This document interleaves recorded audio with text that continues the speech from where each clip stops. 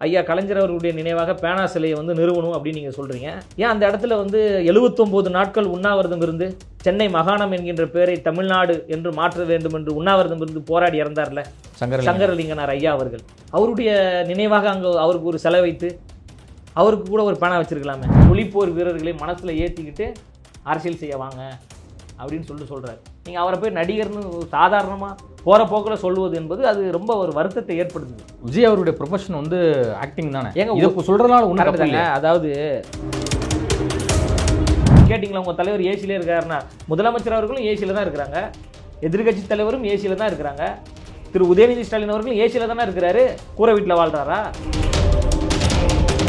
பரந்தூர்ல வந்து மக்கள் போராடிட்டு வராங்க. பரந்தூர்ல மக்கள் போராடுறாங்களா? அதாவது எண்ணூர்ல வந்து மக்கள் போராடிட்டு வராங்க. நேரா போய் களத்துல விஜய் சார் சந்திக்கலாமான்னு தான் கேக்குறேன். பரந்தூர்ல மக்கள் போராடுறாங்க. நாளைக்கு தலைவர் அவர்கள் தளபதி அவர்கள் பரந்தூருக்கு போனா உங்களால் பாதுகாப்பு கொடுக்க முடியுமா சொல்லுங்க. நான் சொல்ற இந்த ப்ரோட்டஸ்ட் இடங்களுக்குலாம் வந்து பாத்தீங்கன்னா அன்புமணி போனாரு, சீமான் போனாரு, திருமா போனாரு, கம்யூனிஸ்ட் கட்சி தலைவர்கள் எல்லாருமே போனாங்க, மற்ற இயக்க தலைவர்கள் எல்லாருமே அங்க வந்து போய் சந்திச்சுட்டு தான் இருக்காங்க. ஏன் திரு அண்ணாமலை அவர்கள் ஏன் போல, திரு ஸ்டாலின் அவர்கள் ஏன் போல, திரு உதயநிதி ஸ்டாலின் அவர்கள் ஏன் போல, எதிர்கட்சி தலைவர் திரு எடப்பாடி பழனிசாமி அவர்கள் ஏன் போல? அவங்களாம் கேளுங்க, அவங்க தாங்க அதிகாரத்தில் இருக்கிறாங்க. எப்பவுமே உங்களுடைய கேள்விகள் என்பது அதிகாரத்தை நோக்கி தான் இருக்கணுமே தவிர குரல் வலை எங்களுக்கும் நசுக்கப்பட்டு தாங்க இருக்கு. எங்களாலையும் கட்சி பதிவு பண்ண முடியல, பல இடங்களில் கொடி கம்பத்தில் கொடி ஏற்ற முடியல, பேனர் வைக்க முடியல. அதான் உங்களுக்கு சொல்றேன், அடுத்த 5வது நிமிஷம் உங்களுக்கு உதவி வேணுமா? கன்னியாகுமரி மாவட்டத்தில் ஆட்கள் இருக்காங்க, தளபதி மக்கள் இயக்க நிர்வாகிகள் அங்கே இருக்காங்க. மதுரையில் உங்களுக்கு உதவி வேணுமா?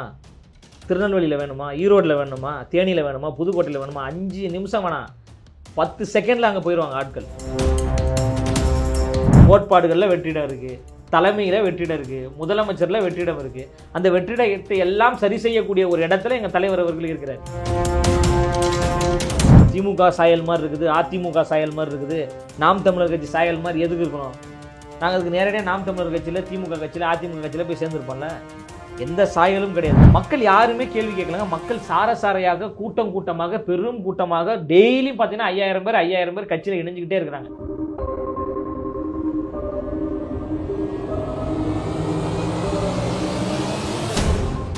கியூப் தமிழ் நேயர்களுக்கு வணக்கம். நான் உங்கள் சங்கீத்வன். இது நையப்புடை நிகழ்ச்சி. நம்ம சிறப்பு நிகழ்ச்சியில் நம்மோடு இணைந்திருக்கிறார் தமிழக வெற்றி கழகத்தின் செய்தி தொடர்பு ஆதரவாளர் மதிப்பிற்குரிய திரு லயோலா மணி அவர்கள். வணக்கம். வணக்கம். வணக்கம். எப்படி இருக்கீங்க? நல்லா இருக்கீங்க. எப்படி இருக்கீங்க? நலமா இருக்கேன். இப்போ ரீசெண்டாக நடந்த கட்சியினுடைய ஆலோசனை கூட்டத்தில் என்ன விவாதிக்கப்பட்டது? இல்லை, ஆலோசனை கூட்டத்தில் வந்து தொடர்ந்து வீரியமாக செயல்படணும், 2 கோடி உறுப்பினர்களை இலக்காக நிர்ணயித்திருக்கிறாங்க, அதை நோக்கி பயணிங்க, எந்தவித மற்ற கட்சிகளை போன்று அதிகார போட்டிகள் இல்லாமல் மக்களுக்கு வந்து ஒரு சமத்துவ அரசியலை கொடுக்க வேண்டும் என்கின்ற ஒரு நோக்கத்தோடு நம்ம அரசியல் பணி இருக்கணுன்ற ஒரு ஆலோசனை கொடுக்கப்பட்டது மட்டுமல்லாமல் கட்சியில் இணையக்கூடியவர்கள், இந்த கட்சிக்கு வரக்கூடியவர்களுக்கென்று ஒரு உறுதிமொழி அறிக்கையை வெளியிட்டாங்க. அதை படிச்சிங்கன்னா மிக சிறப்பாக இருக்கும். அன்றைக்கி பட்ஜெட்டை விட உறுதிமொழி பத்திரிகை தான் மிகப்பெரிய அளவில் ஒரு பேசும் பொருளாக மாறியது. அந்த அடிப்படையில் அவர் சொல்கிறாரு, இந்த மண் சார்ந்து, மக்கள் நலன் சார்ந்து, உரிமை சார்ந்து, எந்த பிரிவினையும் இல்லாமல், ஏற்றத்தாழ்வும் இல்லாமல் ஒரு சமத்துவ அரசியலை நோக்கி போகிறோம். இந்தியாவினுடைய அரசமைப்பு சட்டத்திற்கு கட்டுப்பட்டு, இந்தியாவினுடைய இறையாண்மைக்கு கட்டுப்பட்டு, மக்களாட்சி, சமூக நீதி, சமத்துவம், அந்த மக்களாட்சியிலே வந்து மாநில சுயாட்சியும் வந்துடும். ஸோ இதற்கெல்லாம் கட்டுப்பட்டு ஒரு அரசை உருவாக்கணும். அதுவும் குறிப்பாக வந்து இந்திய நாட்டினுடைய விடுதலைக்காகவும் மக்களினுடைய முன்னேற்றத்திற்காகவும் தமிழ்நாட்டிலிருந்து இந்தியாவின் விடுதலைக்காக போராடிய தலைவர்கள் எல்லாம், மாவீரர்கள் எல்லாம் நினைவு கூற வேண்டும். அவர்களுக்கு வந்து நம்ம வீர வணக்கம் செலுத்தணும். இது போன்ற உறுதியை எடுத்துக்கோங்கன்னு சொல்கிறாங்க. அது மட்டும் இல்லாமல் தமிழ்நாட்டினுடைய விடுதலைக்காகவும் தமிழ் மொழியினுடைய வளர்ச்சிக்காகவும் போராடிய மொழிப்போர் வீரர்களை வந்து நினைவு கூர்ந்து அவர்கள் வழியில் நடக்கணும், அவர்களுடைய கனவை நனவாக்கணும், அவர்களுடைய லட்சிய பயணத்தை நம்ம நோக்கி போகணும் அப்படின்னு சொல்லிட்டு சொல்லும்போது, அடுத்த இளம் தலைமுறையினருக்கு 16 வயது, 17 வயது, 18 வயது மதிக்கத்தக்க அந்த இளம் தலைமுறையினருக்கு இந்த வரலாறு வந்து அவர் கற்பிக்கிறார். இந்தியாவினுடைய வரலாறு என்ன, இந்தியாவின் விடுதலைக்காக போராடிய வீரர்களை பற்றி தெரிஞ்சுக்கோங்க, தமிழ்நாட்டின் விடுதலைக்காக போராடியவர்களை பற்றி தெரிஞ்சுக்கோங்க, இதையெல்லாம் தெரிந்து கொண்டு கட்சிக்குள்ளே வாங்க, கட்சிக்குள்ளே வந்தால் தான் மக்கள் பணி செய்ய முடியும். அரசியல் என்பது வெறும் வெள்ளை சட்டையை போட்டுக்கிட்டு தலைவர் ஃபோட்டோவை பேக்கெட்டில் வச்சுக்கிட்டு காரில் வந்து கொடி கட்டிக்கிட்டு கட்ட பஞ்சாயத்து பண்ணுவது அரசியல் கட்சி கிடையாது. அது தவறு. அரசியல் என்பது முற்போக்காக இருக்கணும், அறிவு சார்ந்து இருக்கணும், மக்களுக்காக இருக்கணும். ஏன்னா இன்றைய அவருடைய ரசிகர்கள் தான் நாளைய தலைவர்களாக போகிறாங்க. இப்போ சட்டமன்றத்துக்குள்ளே எம்எல்ஏ யார் போகிறாங்கன்னா தளபதி அவர்களுடைய, தலைவர் அவர்களுடைய தம்பி தங்கைகள் தான் உள்ளே வந்து சட்டமன்ற உறுப்பினராக போகிறாங்க. இப்போ சட்டமன்ற உறுப்பினராக மக்கள் பிரதிநிதியாக நீ உள்ளே போகும்போது இந்த மண் சார்ந்த வரலாறுகளை தெரிந்து கொண்டு போ. சாதாரண ஒரு அரசியல் கட்சி பிரமுகராக போகாத, சாதாரண ஒரு கட்சிக்காரனாக இருக்காத, முற்போக்காக இரு. பெரியாரை தெரிந்து கொள், அம்பேத்கரை தெரிந்து கொள், காமராஜரை தெரிந்து கொள், காந்தியடிகளை தெரிந்து கொள், இந்த நாட்டினுடைய வரலாறை தெரிந்து கொள். இதெல்லாம் தெரிந்து கொண்டு கட்சியில் இணைந்து மக்கள் பணி செய் அப்படின்ற ஒரு உயர்ந்த நோக்கத்தோடு கூடிய அந்த உறுதிமொழி இருக்குது பார்த்தீங்களா, அது மிகவும் போற்றுதலுக்குரியது, பாராட்டக்கூடியது. எத்தனை பேருக்கு தெரியும் இந்த மொழிக்காக போராடியவர்களை? தாளமுத்து ஐயாவை யாருக்காவது தெரியுமா? நடேசன் ஐயாவை யாருக்காவது தெரியுமா? இப்போ எல்லாம் படிக்கிறாங்க. இந்த தமிழ் மொழியினுடைய விடுதலைக்காக போராடி இறந்தவர்கள் தானே அவர்கள் எல்லாம்.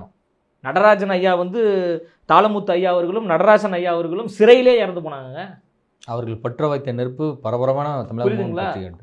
இந்த தமிழ் மொழி என்கின்ற ஒரு மொழி உலகம் முழுவதும் வந்து ஒரு முதன்மை மொழியாக இருக்குதுன்னா அதுக்கு வந்து அந்த மாவீரர்களுடைய தியாகத்தை வந்து நம்ம அவளை எளிதாக மறந்துட முடியாதுல்ல. இப்போ திமுக அதிமுக போன்ற கட்சிகள் வந்து பேரளவில் தான் அந்த மொழிப்போர் வீரர்களை வச்சுக்கிறாங்களே ஒழிய அவர்களுக்கு என்ன பண்ணிட்டாங்க? எதாவது ஒரு இடத்துல அவர்கள் வருஷம் வீர வணக்க நாள் பொதுக்கூட்டம் நடத்திட்டு தானே இருக்காங்க. வீர வணக்கம் பொதுக்கூட்டம் வைப்பது விஷயம் கிடையாதுங்க. எந்த திட்டங்களுக்கு அவருடைய பேர்களை வந்து நடைமுறைப்படுத்தியிருக்கிறாங்க? இப்போ நீங்கள் வந்து பேனா சிலைக்கு ஐயா கலைஞர் அவர்களுடைய நினைவாக பேனா சிலையை வந்து நிறுவனம் அப்படின்னு நீங்கள் சொல்கிறீங்க. ஏன் அந்த இடத்துல வந்து 79 நாட்கள் உண்ணாவிரதம் இருந்து சென்னை மாகாணம் என்கின்ற பேரை தமிழ்நாடு என்று மாற்ற வேண்டும் என்று உண்ணாவிரதம் இருந்து போராடி இறந்தார்ல சங்கரலிங்கனார் ஐயா அவர்கள், அவருடைய நினைவாக அங்கே அவருக்கு ஒரு செலவு வைத்து அவருக்கு கூட ஒரு பேனா வச்சிருக்கலாமே? மொழிக்காக தானே செத்து போனார். ஏன் அது இது போன்ற ஆட்களை நினைவுபடுத்துங்க அப்படின்றேன். சிறையில் இருக்கிறாரு. இல்லை, மொழிப்போர் தியாகிகளுக்கு வந்து கிண்டி பக்கத்தில் ஏன் தனித்தனியாக வைங்க? ஏங்க தனித்தனியாக வைங்க. இப்போ சேலத்தில் சின்னசாமின்ற ஐயா ஒருத்தர் வந்து தன் உயிரை எப்படி மாய்த்து கொண்டாரு? முதலாக இந்த மொழி தமிழ் மொழிக்காக தன்னுடைய உடம்பு முழுவதும் தீக்கு இரையாக்கினார். முதல்ல அவர் தான் தன்னுடைய உடலை மாய்த்து கொண்டு இறந்து போனவர், தீக்கு இரையாக்கியவர். சின்னசாமி ஐயா அவர்களுக்கு தனியாக ஒரு நினைவிடம் வைங்க. எல்லாரையும் சேர்த்து ஒரே இடத்துல வந்து எதுனா மியூசியம் அது ஒரே இடத்துல வைக்கிறதுக்கு? போராடி செத்த மாவீரருங்க ஒவ்வொருத்தரையும் தனித்தனியாக கொண்டாடுனுங்க மக்கள். நீங்கள் மட்டும் தனித்தனியாக கொண்டாடுறீங்கள. அண்ணா அவர்களுக்கு தனியாக ஒரு நினைவிடம், ஐயா கலைஞர் அவர்களுக்கு தனியாக ஒரு நினைவிடம், ஐயா எம்ஜிஆர் அவர்களுக்கு தனியாக ஒரு நினைவிடம், அம்மையார் ஜெயலலிதா அவர்களுக்கு தனியாக ஒரு நினைவிடம். நாங்கள் அது தப்பு சொல்லலை, வரவேற்கிறோம். இதே போன்று இந்த மண்ணுக்காக மொழிக்காக போராடியவர்களை தனித்தனியாக கொண்டாடுவோம், அடுத்த தலைமுறைக்கு கடத்துவோம். 1938 2024 வரைக்கும் இன்னும் இந்தி திணிப்பு நடந்துக்கிட்டு தானே இருக்கு. இந்தி எங்களுக்கு திணிக்காதான் தான் நம்ம சொல்கிறோம். எங்கள் மொழி மீட்கப்பட வேண்டும் என்று தானே நம்ம போராடுறோம். அதுக்காக திமுகவும் குரல் கொடுத்துட்டு தானே இருக்கு. தெரியாது போடான்னு சொல்லிட்டு, அதாவது குரல் கொடுப்பதற்காக அதிகாரத்துக்கு வந்தீங்க. அது எப்படி நீங்கள் தடுக்கணும்? தடுக்கணும்ல, எந்த வழியில நீங்கள் தடுத்துட்டீங்க? இல்லை, ஸ்டாப் ஹிந்தி இம்போசிஷன். 50 வருஷமா இருக்கீங்க, 50 வருஷமா ஆட்சியில் இருக்கீங்க, 50 வருஷமா இருக்கீங்க. இதே தமிழ்நாட்டுக்குள்ளே இருக்கின்ற, இதே சென்னையில் இருக்கின்ற சென்னை உயர்நீதிமன்றத்தில் தமிழ் மொழியை வழக்காடு மொழியாக நம்மளால அந்த உரிமையை பெற முடியல. புரியுதுங்களா? அப்போ அதற்கெல்லாம் நீங்கள் என்ன ஒரு முடிவு வச்சுருக்கிறீங்க? எப்படி என்ன ஒரு தீர்வு இருக்குது? ஆட்சியில் தொடர்ந்து இருக்கிறீங்க. முதல் முறையாக வந்தால் கூட பரவாயில்ல நம்ம சொல்லலாம், முதல் முறையாக நீங்கள் வந்திருக்கிறீங்க, அதனால் உங்களுக்கு வந்து நெருக்கடி எதிர்கொள்ள முடியல அப்படின்னு நம்ம சொல்லலாம். தொடர்ந்து ஒவ்வொரு முறையும் திமுக அதிமுக தான் மாறி மாறி வரீங்க. 50 வருஷமாக நம்ம கத்திக்கிட்டே தான் இருக்கோம், தமிழ் மொழியை வழக்காடு மொழியாக கொண்டு வாங்கன்னு நம்ம சொல்கிறோம். அப்போது இதெல்லாம் வந்து ரொம்ப ஒரு மனசுக்கு வேதனையாக இருக்குது. நம்ம தாளமுத்து ஐயா நடராஜன் ஐயாவுடைய அந்த தியாகங்கள் எல்லாம் பார்க்கும்போது அளப்பெரிய தியாகங்க. அவர் நடராஜன் ஐயா கிட்ட வந்து காவல்துறையினர் வந்து நீ மன்னிப்பு கடிதம் எழுதி கொடு, உன்னை நான் விடுதலை பண்ணிடுறேன் அப்படின்னு சொல்கிறாங்க. அவர் சிறையில் இருக்கிறாரு. அப்போ ஐயா அவர்கள் சொல்கிறாரு, நான் செத்தாலும் பரவாயில்லை, நான் செத்தால் என் தமிழ் மொழி மீட்கப்படும் என்றால் என் உயிரை கொடுப்பதற்கு நான் தயாராக இருக்கிறேன், நான் மன்னிப்பு கடிதம்லாம் எழுதி கொடுக்க மாட்டேன் அப்படின்னு சொல்லிட்டு அவர் சொல்கிறாரு. அப்போதைக்கு இருந்த அந்த காவல்துறையினர் வந்து அவரை அடித்து சித்திரவதை செய்து இந்த கையிலுடைய நகங்கள் எல்லாம் பிடுங்குறாங்க. அவ்வளோ கொடுமைப்படுத்தியிருக்காங்க அவரை. இருந்தாலும் அவர் மன்னிப்பு கடிதம் எழுதி கொடுக்கவே இல்லையே. நாங்கள் இந்தியை ஒருபொழுதும் ஆட்சி மொழியாக வரவிட மாட்டோம், எங்களுக்கு இந்தி வேணாம், என் தாய்மொழி தான் வேணும்னு சொல்லிட்டு போராடி உடல் குன்றி நோய்வாய்ப்பட்டு சிறையிலே செத்து போனாருங்க. அவர்களை கொண்டாடணுமா கூடாதா? நடராஜன் ஐயாவை கொண்டாடணுமா கூடாது? அவர் இறந்து 2 மாசத்துல தாளமுத்து ஐயா அதே உடம்பு சரியில்லாமல் செத்து போறாரு. கோடம்பாக்க சிவலிங்கம் ஐயா செத்து போறாரு. எவ்வளோ பேர் இறந்து போயிருக்கிறாங்களா? அப்போ அவர்களுடைய நினைவை நம்ம போற்றி கொண்டு ஒரு வரலாற்று சிறப்புமிக்க ஒரு பயணத்தை நோக்கி நம்ம வர வேண்டும் என்று நீங்கள் சொல்கிற நடிகர், நீங்கள் சொல்கிறீங்களா நடிகர்ன்றீங்களே, அதே நடிகர் அவர்கள், தலைவர் அவர்கள், தளபதி அவர்கள் சொல்கிறாரு, மொழிப்போர் வீரர்களை மனசில் ஏற்றிக்கிட்டு அரசியல் செய்ய வாங்க அப்படின்னு சொல்கிறாரு. நீங்கள் அவரை போய் நடிகர்னு சாதாரணமாக போகிற போக்கில் சொல்லுவது என்பது அது ரொம்ப ஒரு வருத்தத்தை ஏற்படுத்துது. விஜய் அவருடைய ப்ரொஃபஷன் வந்து ஆக்டிங் தானே, இதை சொல்கிறதுனால ஒன்றும். அதாவது தொழிலை மைய வைத்து இழிவுபடுத்துவது என்பதும் பாசிசம் தானே. அது சினிமாக்காரர், அவர் நடிகர், அவங்களுக்குலாம் என்ன தெரியும், அவங்களுக்கு மக்களை பற்றி என்ன தெரியுன்ற அந்த ஒரு இழிவான ஒரு பேச்சையே நாங்கள் வன்மையாக கண்டிக்கிறோன்றோம். அது தொழிலுங்க, தொழில் செய்கிறாரு. ஏன் அவர் வந்து திறமையாக அந்த மண்ணை ஆளக்கூடாதா? இல்ல 24 மணி நேரமும் ஏசி ரூம்ல இருந்த ஒரு மனிதர் 24 அரசியலுக்கு வரும்போது எளிய மக்களுடைய பிரச்சனையை வந்து பாத்தீங்கன்னா ஒரு பக்கம் வந்து ரொம்ப இன்னமும் அதாவது ஒரு அந்த ஏரியால காத்தே வந்து அந்த மக்களால் ஒழுங்கா சுவாசிக்க முடியாது. ஸோ அப்படிப்பட்ட நிலங்கள்லாம் இருக்கு. ஒன்றும் இல்லைங்க, இன்னமும் மேல்மாவட்ட விவசாயிகள் போராட்டம் நடந்துட்டு இருக்கு. கோரமண்டல் அந்த விஷவாயுனால வந்து பாத்தீங்கன்னா இன்னமும் அந்த மக்கள் வந்து பல நாட்களா பல வாரமா போராடிட்டு இருக்காங்க.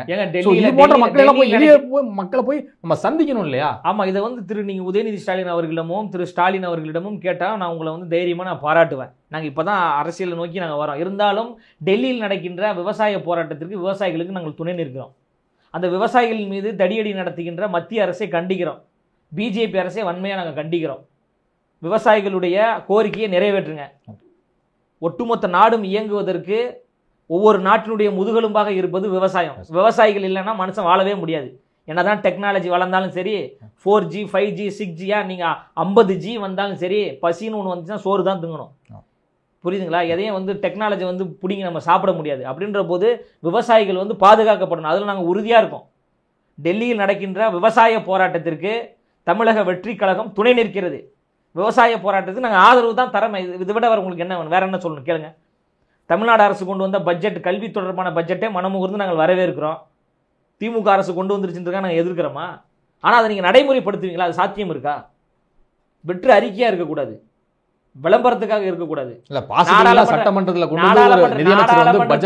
நாடாளுமன்ற தேர்தல் வருகிறது என்பதற்காக இது போன்ற ஒரு விளம்பர பட்ஜெட்டாக இல்லாமல் அந்த பட்ஜெட் சாமானிய மக்களுக்கும் ஏழை எளிய மக்களுக்கும் ஒடுக்கப்பட்ட மக்களுக்கும் எல்லாருக்கும் போய் சேர்ந்து 100% அந்த பட்ஜெட் நிறைவேற்றப்பட்டால், கல்வி தொடர்பான பட்ஜெட் நிறைவேற்றப்பட்டால் திமுக கட்சி நாங்கள் தோளில் தூக்கி வைத்து நாங்கள் கொண்டாட தயார்.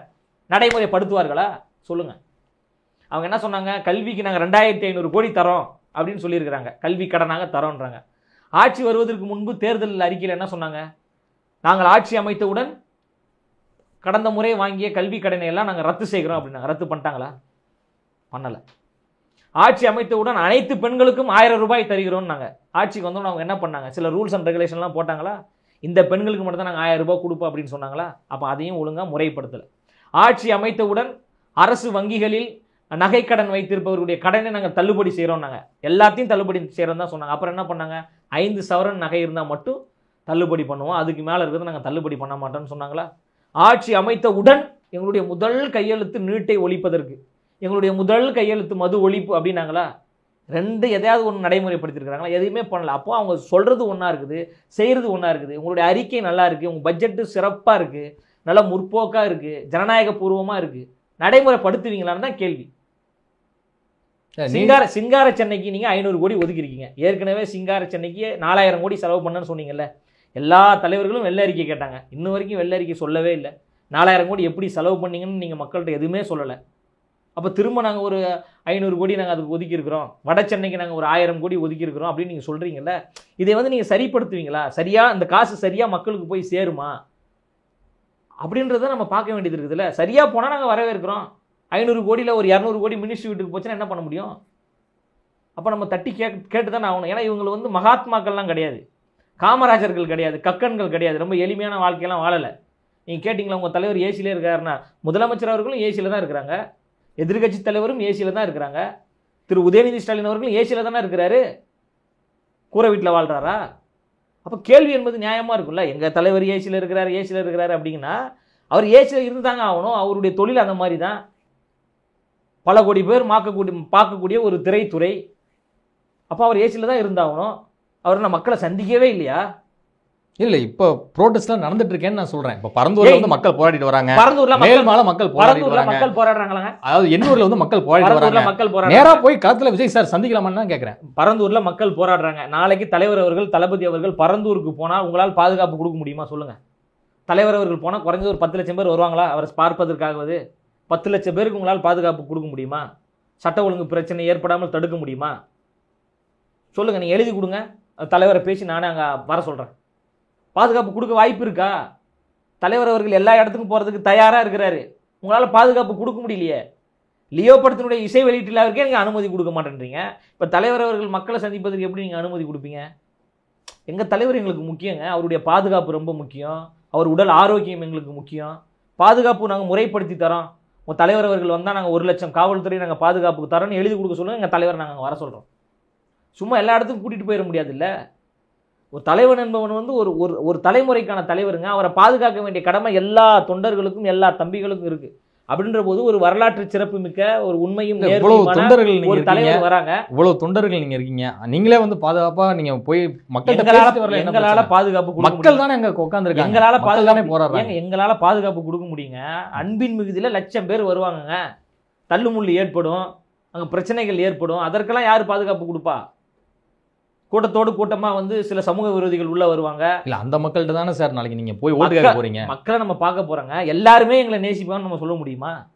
இப்ப நீங்க சொன்னீங்களா ரோகிணி தியேட்டரை அடிச்சு உடைச்சுங்க அப்படின்னு சொல்லிட்டு, அதை தான் கேட்கிறா. யாரு உடைத்தது? சமூக விரோதிகள் உள்ள புகுந்து சொல்றாரு. நிறைய பேர் சொல்றாங்களா சமூக விரோதிகள் உள்ளே புகுந்து விட்டார்கள், சமூக விரோதிகள் உள்ளே யார் சமூக விரோதி? அப்ப அந்த சமூக விரோதிகளால் எங்களுக்கு ஆபத்து வரலாம்ல, எங்க தலைவருக்கு ஒரு ஆபத்து வரலாம்ல. அதெல்லாம் பார்க்கணும்ல. தலைவர் அவருக்கு எல்லா இடத்துக்கும் போகணும் விருப்பம் தான். அவர் விருப்பம் இருந்தனால தானே எல்லா இடத்துக்கும் போறாரு, மக்களை சந்திக்கிறாரு. அதனால ஒரு உறுதியாக நான் சொல்ற இந்த ப்ரோட்டஸ்ட் இடங்களுக்குலாம் வந்து பாத்தீங்கன்னா அன்புமணி போனாரு, சீமான் போனாரு, திருமா போனாரு, கம்யூனிஸ்ட் கட்சி தலைவர்கள் எல்லாருமே போனாங்க, மற்ற இயக்க தலைவர்கள் எல்லாருமே அங்க வந்து போய் சந்திச்சுட்டு தான் இருக்காங்க. ஏன் திரு அண்ணாமலை அவர்கள் ஏன் போல, திரு ஸ்டாலின் அவர்கள் ஏன் போல, திரு உதயநிதி ஸ்டாலின் அவர்கள் ஏன் போல, எதிர்கட்சி தலைவர் திரு எடப்பாடி பழனிசாமி அவர்கள் ஏன் போல? அவங்களாம் கேளுங்க. அவங்க தாங்க அதிகாரத்தில் இருக்கிறாங்க. எப்போவுமே உங்களுடைய கேள்விகள் என்பது அதிகாரத்தை நோக்கி தான் இருக்கணுமே தவிர, குரல் வலை எங்களுக்கும் நசுக்கப்பட்டு தாங்க இருக்குது. எங்களாலையும் கட்சி பதிவு பண்ண முடியல, பல இடங்களில் கொடி கம்பத்தில் கொடியேற்ற முடியல, பேனர் வைக்க முடியல, பதாகைகள் வைக்க முடியல, பட்டாசு வெடிக்க முடியல, ஒரு இடத்துல இன்னும் ஒரு 200 பேருக்கு சாப்பாடு கொடுக்க முடியல. நாங்களும் நசுக்கப்பட்டு ஒடுக்கப்பட்டு தான் கிடக்கிறோம். எங்களையும் கட்சி டெவலப் ஆகிடக்கூடாது, வளர்ந்து வந்துடக்கூடாதுன்னு இந்த ஆட்சியில் இருக்கக்கூடிய ஆட்சியாளர்கள் கொஞ்சம் அதிர்ச்சியாக தான் இருக்கு. தடுக்கிறாங்க. நான் தான் சொன்னால உளுந்தூர்பேட்டில் 20 பேர் மீது எதற்காக வழக்கு பதிவு பண்ணாங்க? எங்களையுமே முடக்கிறாங்க.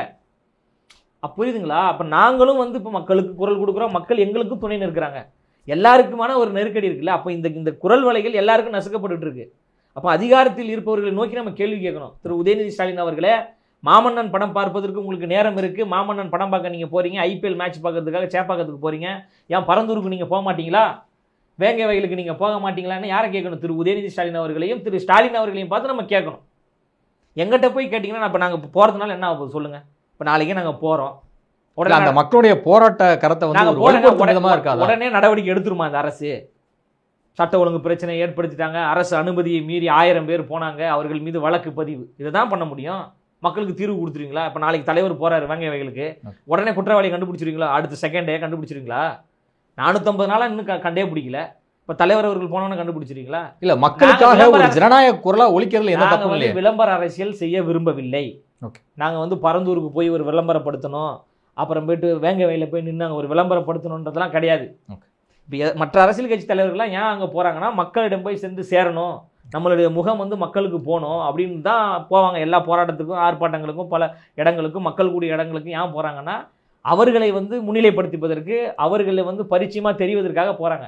ஆனால் தலைவர் அவர்கள் வந்து 8 கோடி மக்களாலும் தெரியப்பட்ட நபர்.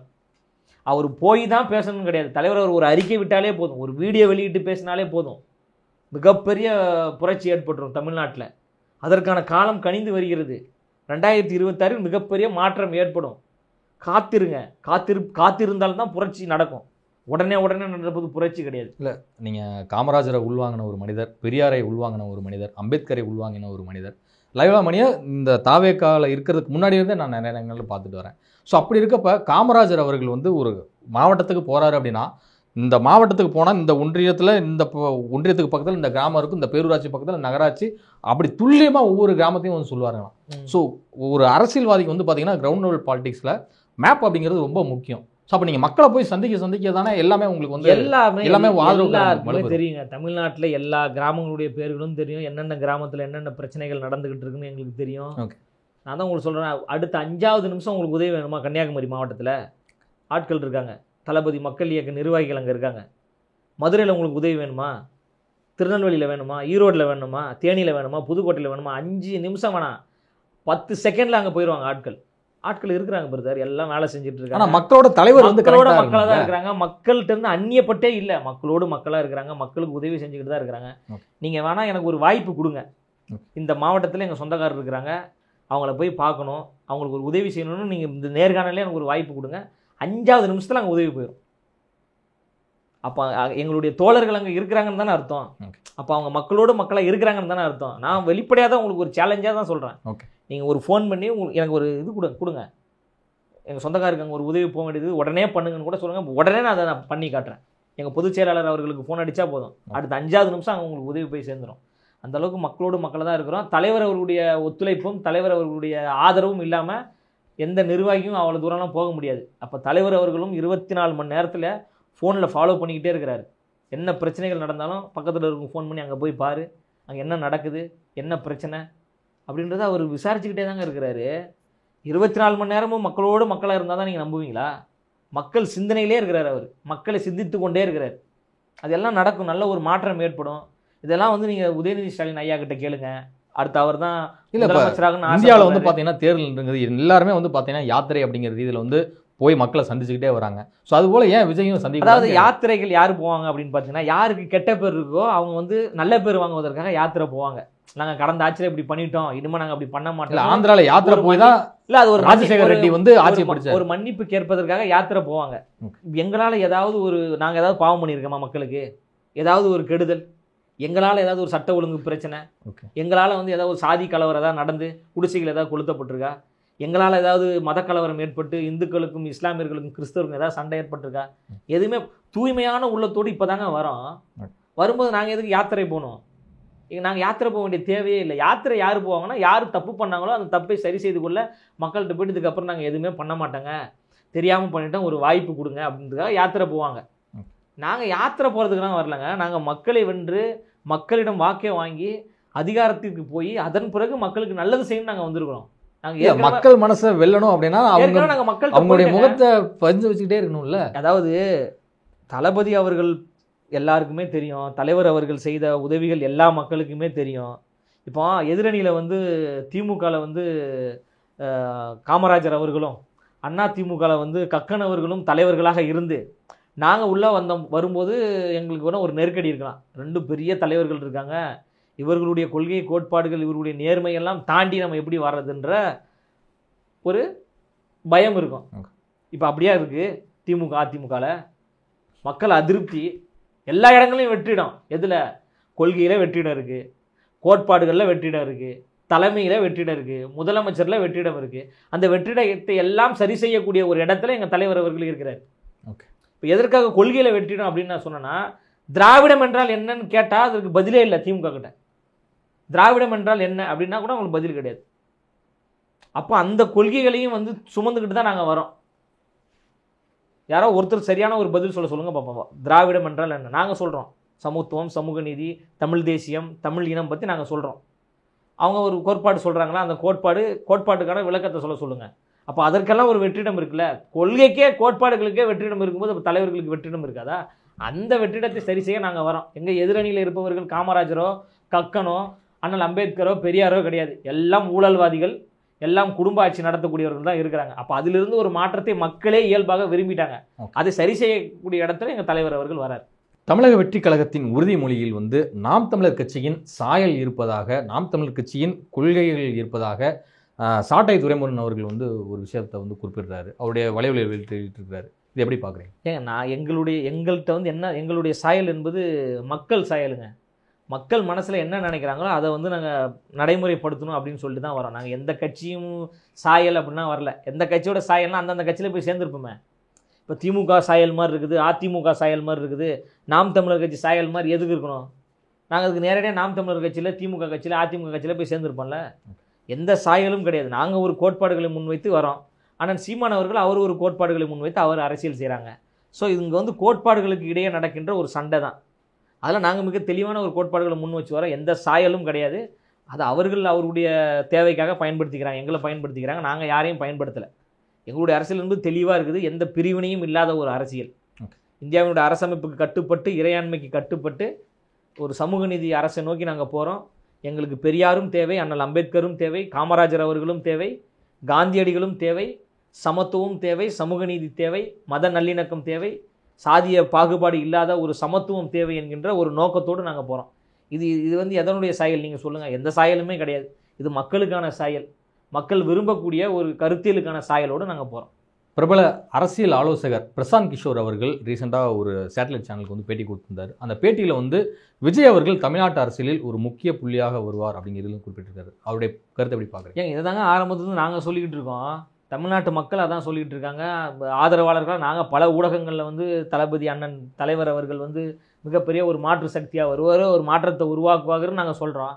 அப்பெல்லாம் நீங்கள் காது கொடுத்து கேட்கவே இல்லை. இல்லை ஒருவேளை மாநிலத்தில் எதிர்காலத்தில் விஜய் அவர்களுக்கு PK அவர்கள் வந்து அரசியல் ஆலோசகராக தான் வரப்போறாங்க. ஏங்க நாங்கள் முன்னாடியே சொல்லிட்டோங்க. நாங்கள் 2 வருஷமாக சொல்லிக்கிட்டு இருக்கோம் தமிழ்நாட்டில் மிகப்பெரிய ஒரு மாற்றம் தளபதி தலைவர் அவர்களால் தான் வரப்போது நாங்கள் சொல்லிக்கிட்டு இருக்கோம். உங்களுக்கு வந்து வட மாநிலத்திலேருந்து ஒருத்தர் வந்து தேர்தல் நிபுணர் ஒருத்தர் வந்து சொன்னாதான் நீங்கள் நம்புவீங்கன்னா நாங்கள் என்ன பண்ணுறது? நாங்கள் சொல்லிக்கிட்டு தானே இருக்கிறோம். தளபதி அவர்கள் மிகப்பெரிய ஒரு மாற்றத்தை உருவாக்குவார், அவருக்கு மிகப்பெரிய ஒரு வாக்கு வங்கியோடு வராரு. திமுக அதிமுகவினுடைய வாக்கு வங்கி சரிந்துருச்சு. இப்போ திமுகவாலும் அதிமுக சேர்ந்துமே வெறும் 40% ஓட்டு தாங்க அவங்களால வாங்க முடியும். 60% ஓட்டு இங்கே வந்து மக்கள் வந்து ஒரு நல்ல தலைவனை தேடிக்கிட்டு இருக்காங்க.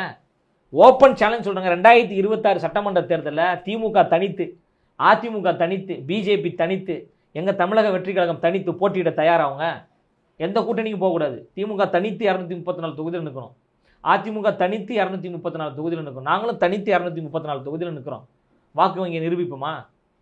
திமுகவால் 234 தொகுதியில் நின்று அவங்களால 30% வாக்கு வாங்க முடியுமா? கிடையாது. அவங்களுக்கு வாக்கு வங்கியே கிடையாது. கூட்டணி கட்சியோட வாக்கோட சேர்த்து வராங்க அவங்க. அதிமுகவும் அவங்களுடைய வாக்கு வங்கி கூட்டணி கட்சி வாக்கு வங்கியோடு வராங்க. திமுக அதிமுக 2 கூட்டணி கட்சிகளை சேர்த்தா கூட 50% வாக்குப்பதிவு தான் இருக்குது. அவ்வளோதான் ஓட்டே வச்சுருக்கிறாங்க. அப்போ இன்னும் 50லேருந்து 60% வாக்காளர்களுடைய வாக்கு வந்து தடுமாறி போய் நின்று இருக்குது. ஒரு நல்ல தலைவர்கள் இல்லையே அப்படின்ற ஒரு தடுமாற்றத்தில் இருக்குது. பல கோடி மக்கள் வந்து ஓட்டு போடவே வரமாட்டேன்றாங்க. புரியுதுங்களா? பல கோடி மக்கள், அது சென்னை போன்ற பெரும் மாநகரங்கள்லாம் வந்து பெரிய படித்தவர்கள், மிக உயர்ந்த இடத்துல இருக்கக்கூடியவங்கலாம் வந்து வந்து ஓட்டு போடுறதே இல்லை. அவங்க யாருக்கு போடுவாங்க ஓட்டை? எடப்பாடி பழனிசாமி அவர்களுக்கு போடுவாங்களா? மனமுகுந்து வந்து போட்டுருவாங்களா? இல்லை திரு ஸ்டாலின் அவர்களுக்கோ இல்லை திரு உதயநிதி ஸ்டாலின் அவர்களுக்கோ வந்து அவங்க ஓட்டு போடுவாங்களா? இல்லை மத பிரிவினை ஏற்படுத்தக்கூடிய பிஜேபிக்கு வந்து ஓட்டு போடுவாங்களா? அப்போ அவங்க ஒரு மாற்றத்தை விரும்புகிறாங்கல்ல. அந்த புரட்சி 26ல் நடக்கும். அதை வந்து ஒரு வட மாநிலத்தை சேர்ந்த பிரசாந்த் கிஷோர் வந்து அவரால் யூகிக்க முடியுது. இங்கே இருக்கின்ற செய்தி ஊடகம் உங்களுக்கு தெரியலையே. நீங்கள் தொடர்ந்து விமர்சிச்சுட்டே இருக்கீங்களே. மக்களை சந்திக்கலை, அவருக்கு எந்த அரசியல் புரிதலும் இல்லை, எந்த தெளிவும் இல்லை. அவர் வந்து என்ன பண்ண போறாரு, அவர் பேசுவாரா? அது மக்களுக்கு எழுகிற கேள்விகளை தானே கேட்குறோம். மக்கள் யாருமே கேள்வி கேட்கலங்க. மக்கள் சாரையாக கூட்டம் கூட்டமாக பெரும் கூட்டமாக டெய்லியும் பார்த்தீங்கன்னா 5000 பேர் கட்சியில் இணைஞ்சிக்கிட்டே இருக்கிறாங்க. இன்னும் நாங்கள் கட்சிக்கு உறுப்பினர் படிவம் வெளியிடலை, கட்சியினுடைய ஆப்பு நாங்கள் வெளியிடலை. மக்கள் இயக்கத்தில் போய் சேர்றாங்க. தளபதி விஜய் மக்கள் இயக்கம் இருக்குது பார்த்தீங்கன்னா, அந்த இயக்கத்தில் சாமானிய மக்கள் எல்லாம் உறுப்பினராக சேர்றாங்க. நாங்கள் இப்போயே உங்கள் கட்சியில் நாங்கள் சேர்ந்துக்கிறோம் அப்படின்ட்டு நீங்கள் சொல்கிறீங்க. மக்கள் வந்து கேள்வி கேட்குறாங்கன்னு சொல்கிறீங்க. அப்போ ஒரு பக்கம் மக்கள் 10,000 பேர் 20,000 பேர்னு சேர்ந்துக்கிட்டே இருக்காங்க. அவங்க எப்படி சேர்றாங்க? அப்போ அவங்க ஒரு மாற்றத்தை விரும்புகிறாங்கல்ல. மிக கோட்பாட்டு தெளிவோடு வராருங்க தலைவர் அவர்கள். நீங்கள் அந்த உறுதிமொழியை படிச்சிங்கன்னா உங்களுக்கு தெளிவாக தெரியும். அதை நீங்கள் படிங்க. முதல்ல சமநீதி சம வாய்ப்புன்னு தான் நம்ம சொல்கிறோம். எல்லாரும் எங்களுக்கு வேணும்னு சொல்கிறோம். நல்லிணக்கத்தை பாதுகாப்போன்னு சொல்கிறோம். எந்த சண்டையும் கூடாது, நல்லிணக்கம் இருக்கணும். அது மத நல்லிணக்கம், சமூக நல்லிணக்கம், இன நல்லிணக்கம், சாதி நல்லிணக்கம் இருக்கணும். பிரிவினையே கூடாது. பிறந்த இடத்தை வைத்து கூட பிரிவினை இருக்கக்கூடாது அப்படின்ற ஒரு உயர்ந்த கோட்பாடு. யாதும் ஊரே யாவரும் கேளீர் என்ற சிந்தனை, பிறப்புக்கும் எல்லா உயிருக்கும் என்ற ஒரு தெளிவான ஒரு பார்வை. அண்ணல் அம்பேத்கரையும் தந்தை பெரியார் அவர்களையும் காமராஜரையும் நம்ம திருவள்ளுவர் அவர்களுடைய கோட்பாடுகளையும் தூக்கி கொண்டு நாங்கள் வரோமா? எங்களுக்கு கொள்கை புரிதல் இல்லாமல் நாங்கள் வருவோம். அவருடைய பாடல் வரிகளெல்லாம் பார்த்தாவே தெரியுமாங்க, எவ்வளோ பாடல் வரிகள் இருக்குது. சேரி இல்லா ஊருக்குள்ளே பிறக்க வேணும் பேரப்புள்ள. அப்போ சேரியே இருக்கக்கூடாது, எல்லாம் ஒரே ஊராக இருக்கணும்னு சொல்கிறாருல்ல. அவருக்கு தெரியாமையே அந்த வரிகள் எழுதிட்டாங்க. தீப்பந்தம் எடுத்து தீண்டாமை கொளுத்து, இதுதான் என் கருத்து. அப்போ தீண்டாமை இருக்கக்கூடாதுன்னு சொல்கிறாருல்ல, அவருக்கு தெரியாமல் பாடல் வரிகள் எழுதிட்டாங்களா? பாரதியாரை படிச்சு புட்டா பெண்களுக்கு வீரம் வரும், காரல் மார்க்ஸை நினைச்சு புட்டா கண்களுக்குள் நெருப்பு வரும், பெரியாரை படிச்சு புட்டா பகுத்தறிவு தானா வரும். இது யார் சொல்லுவா சொல்லுங்க? அப்போ நாங்கள் தொடர்ந்து படங்கள் மூலமாகவும் பாடல்கள் மூலமாகவும் என்னென்ன கருத்துக்களை வந்து சொல்ல முடியுமோ அது இந்த சமூகத்துக்கு சொல்லிக்கிட்டே தானங்க இருக்கிறாரு. அதனால வந்து தலைவர் அவர்கள் தெளிவாக இருக்கிறாங்க, அரசியல் புரிதலோடு இருக்கிறாங்க, இந்த மண் சார்ந்து இந்த மக்களின் வழி சார்ந்த ஒரு உணர்வோடு இருக்கிறாங்க, ஒரு தலைவராக வராரு. அதனால மக்கள் வந்து பயன்படுத்திக்கணும். இதன் பிறகு இவ்வளோ பெரிய ஒரு தலைவர் வருவார் என்பது கேள்விக்குள் தான் ஆகும். அதனால் திமுக அதிமுக போன்ற கட்சிகளிடமிருந்து இந்த தமிழ்நாட்டிற்கு ஒரு விடுதலை வேணும் என்றால் தளபதி தலைவர் அவர்களை பயன்படுத்திக்க வேண்டிய ஒரு காலகட்டத்தில் தமிழ்நாட்டு மக்கள் இருக்கிறாங்க. அதை உணர்ந்து எல்லா மக்களும் செயல்பட வேண்டும். இவரும் கொள்கை கருத்து கொடுப்பது மிக்க நன்றி சார். மிக்க நன்றி.